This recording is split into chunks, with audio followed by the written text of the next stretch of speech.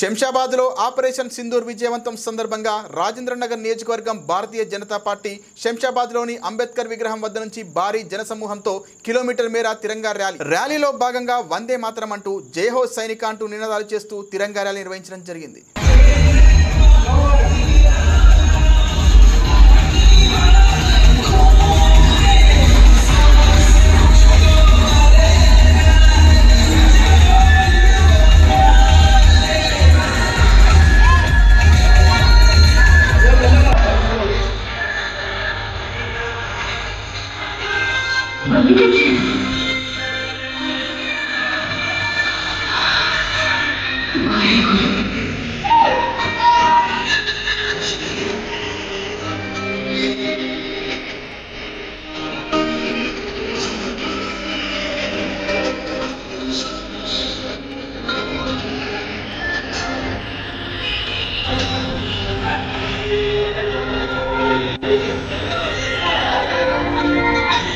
ఉన్నది ప్రతి ఆర్మీల ప్రతి రెజిమెంట్ కు ఒక వార్ క్రై ఉంటది, యుద్ధ బేరీ ఉంటది, అది మోగుతాయి.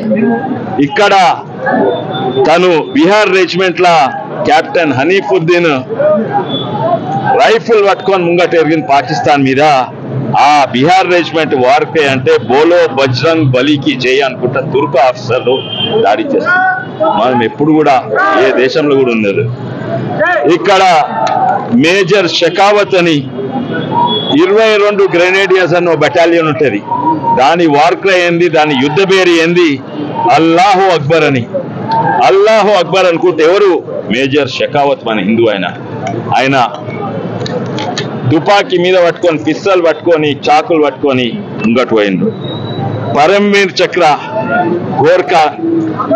చక్ర మనోజ్ పాండే గోర్ఖా రెజిమెంట్లు ఉండేది.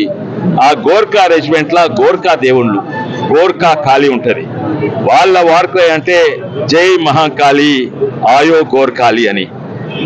మళ్ళా రాజస్థాన్ రైఫిల్స్ లా ఒక క్రిస్టియన్ ఆఫీసర్ ఉండే మణిపూర్ నుంచి, అక్కడ రాజస్థాన్ రెజిమెంట్ వార్క్రై ఏముండే, ఇది జై పహల్గాం. తర్వాత ఇక్కడ 2 బాంబ్ బ్లాస్ట్, హిందూ ముస్లింల మధ్యలో పోరాటం మొదలు పెట్టాలని, అది బ్రేకింగ్ న్యూస్ నేను ఇప్పుడే విన్నాను. అయితే దుర్మార్గులు వాళ్ళు పోరాడితే మతంను ముంగట పెట్టుకొని పోరాడతారు, వాళ్ళు సంపుతే మతంను చూసి సంపుతారు. బిడ్డల ముంగట తండ్రిని సంపుడు, భార్యల ముంగట సంపుడు.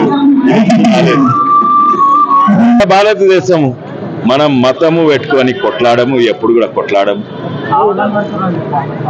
ఉదాహరణంగా ఎన్నో ఉన్నాయి.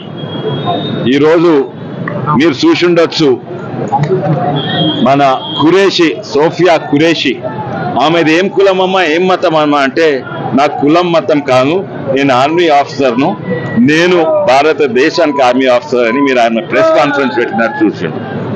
అదే కాక ఇంకొక చిన్న కథ చెప్తా. అదే కాక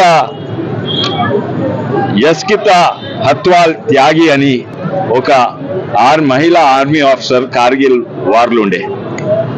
ఆమె గర్భిణీ స్త్రీ 4 నెలలు ఉన్నా కూడా కార్గిల్ యుద్ధంలో పోరాడింది, కార్గిల్ యుద్ధం గెలిచిన. ఆమె చెప్పేది ఏంటంటే, మా దగ్గర నేను భారతీయులమంటే నేను భారతదేశంలో పుట్టినందుకు కాదు, భారతదేశం నా గుండెలు ఉన్నది.